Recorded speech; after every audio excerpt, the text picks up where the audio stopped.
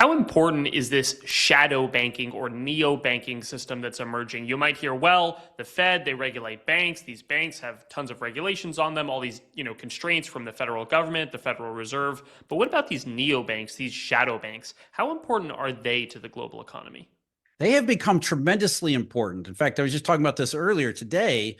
I know you wanted to ask about it. I mean, this is where the private credit bubble came from. Now, the shadow banks and private credit have been around for decades. This is nothing new. But what happened is, in the aftermath of 2008, as the regulated commercial banking system took a huge step, actually took 10 steps back, which led to the problems we just talked about here, the regulated banking system stopped circulating credit to the parts of the economy where really needed it, right? Where economic growth really comes from is from, smaller and mid-sized firms that take risks and, get loans and they expand their facilities and they grow and get bigger and bigger and bigger. That's where economic growth comes from. But in the aftermath of 2008, the regulated bank said, I don't want to touch any of that stuff because I could end up being like Bear Stearns or Lehman Brothers. That's a huge point. People, Ben Bernanke, the Fed, everybody thinks Bear Stearns was a success story. It wasn't. It was the moment when the system broke because the regulated bank said, holy crap, I could have my equity wiped out. I don't care about the bank failing. Me, I'm an executive at a big bank. I got to have my equity wiped out. I cannot have that happen ever again. Therefore, we're going to completely change how we operate this regulated bank. This regulated bank is going to be like, JP Morgan's fortress balance sheet. If we're going to lend, it's only going to be to the least risky borrowers like the federal government. Why do banks love US treasuries? Because there's no risk associated with them. So banks loaded up on treasuries and left the real parts of the economy that needed credit completely starved of it. And so eventually, over time, some pioneering Wall Street people said, you know what? If the regulated banks are going to lend to this part of the economy, there's opportunity there. There's real opportunity there. Let's start doing it. So they didn't create shadow banks. They didn't create these private credit funds. They just took what was existing and adopted it to this, direct lending, leverage lending framework. So you saw a huge increase in leverage loans, which is banks originating loans and then selling them off to these other investors. And you saw the rise of direct lending itself, which is you set up an investment fund, or what we really call a shadow bank, but it's really an investment fund. And you borrow money or you get equity capital from all over Wall Street. The regulated banks who don't want to lend themselves, they'll lend to you because you've got the right pedigree, you've got the right name, you've got the right attitude, you got the right, whatever. You can get funds from the regulated banks and then you re-lend to the real economy where the banks don't want to go. And so, like everything else in Wall Street, the shadow banks started out filling a need. They did exactly what we needed them to do. We needed them to go into this parts of the economy and supply credit. But like everything else in Wall Street, eventually they go way too far, right? Because that's what they do. They start out with a good thing, they bastardize the hell out of it and realize we can mass produce this stuff because nobody else is doing it. And so let's do that.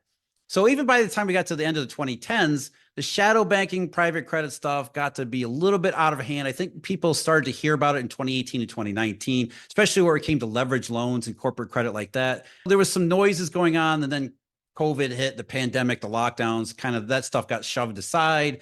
And it was really 21 and 22, alongside commercial real estate, private credit just went friggin' crazy. They went nuts.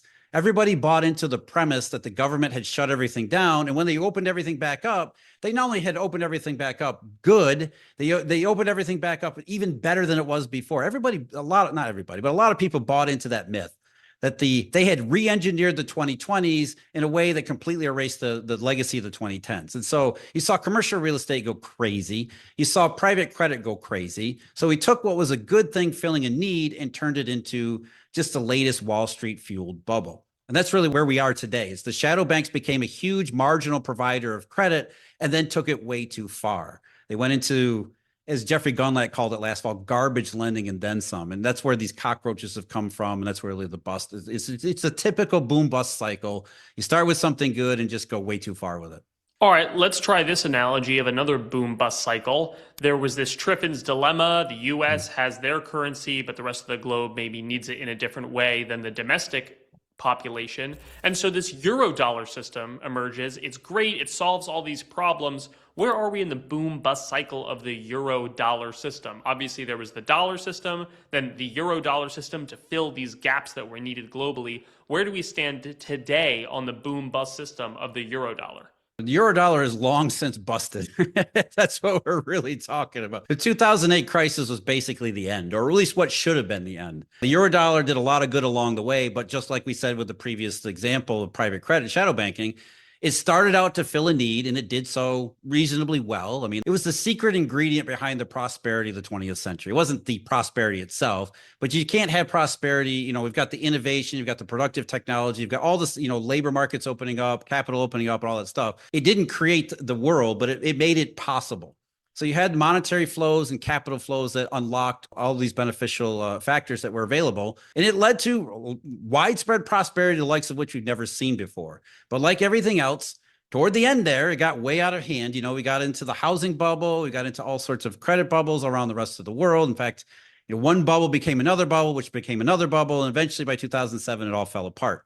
That's the moment when we should have said, hey, this thing had its day, it had its time. We're really done with that. Let's move on to something else and move, let's move in a positive direction. That's right around the time that we started talking about money for the first time. I think most people just kind of set it aside because for 70 years, it looked like nobody cared. We didn't need to care. We didn't have any waves of bank failures. I mean, yes, there were bank failures. I mean, even the S&L crisis in the 1980s seemed to prove that point. We had bank failures, but we didn't have the massive deflation and depression that usually associate with bank failures. And people didn't connect those dots.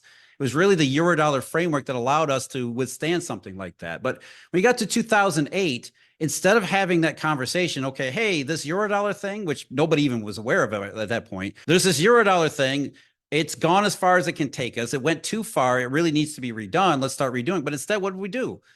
Well, Ben Bernanke said, well, let's do QE. Just try to put the system back together using all of these inappropriate tools. So the Eurodollar is almost 2 decades past its useful life, which is why we're stuck in the system, which has created, first of all, regulated banks that don't supply nearly enough credit to the world and nearly enough money flow to the world, which has choked off economic growth all over the planet. Not all at once. It's not catastrophic. It doesn't look like the 1930s, but it is every bit the sort of depressionary circumstances that you would associate with these factors or these periods. And we just talked about the main element of it, which is lack of credit flow. So the Eurodollar is 20 years or so past its useful life, and there's really nothing else that is out there that can plausibly, to the same extent, to undertake the functions of a reserve currency that the Eurodollar system does. And I think that's one of the biggest problems that people have, not really understanding what a reserve currency is and what it needs to do. It's a tenuous grasp. The only reason we're still on a Eurodollar standard is because there's nothing else. It doesn't provide, widespread benefits. That's really the case. A reserve currency needs to allow for intermediation everywhere, which means the currency has to be available everywhere and it has to be acceptable everywhere. So anything that's going to replace the Eurodollar system needs to be equally acceptable across as much of the world as possible, or at least, big chunks of it. Historically speaking, there isn't a single reserve currency. It's usually regional blocks. But 21st century internationalized, globalized economy, there's no reason we can't have a single reserve currency, but it needs to be available everywhere and acceptable everywhere. And so the part about being available everywhere is the part that people don't really think about. And there's a tremendous amount of infrastructure that has gone into it, not somebody putting together a blueprint design. It's not like Bretton Woods, where they came together with a imperfect solution to the big problem, the Great Depression and World War II. It's a bottom-up system that created all sorts of flexibility and design and adaptability that can only come with a bottom-up system that was, it was useful for all these many years. So to replace the currency system that we have now, to me, the analogy is it would be like starting from scratch with the internet. It would be recreating the entire network, the hardware, the software, the languages that are used, everything. Replace the Eurodollar reserve currency. It'd be similar to replacing the entire internet, which is why we're stuck with the Eurodollar, because there's nothing that's even close to doing something like that. The portfolio that performs in one economic regime can get crushed in the next. So in this free webinar, we're going to reveal what those 4 economic regimes are, how to identify them, as well as the assets, historically speaking, best positioned to perform in every environment. So reserve your seat now and learn how to prepare your portfolio before the economy shifts again.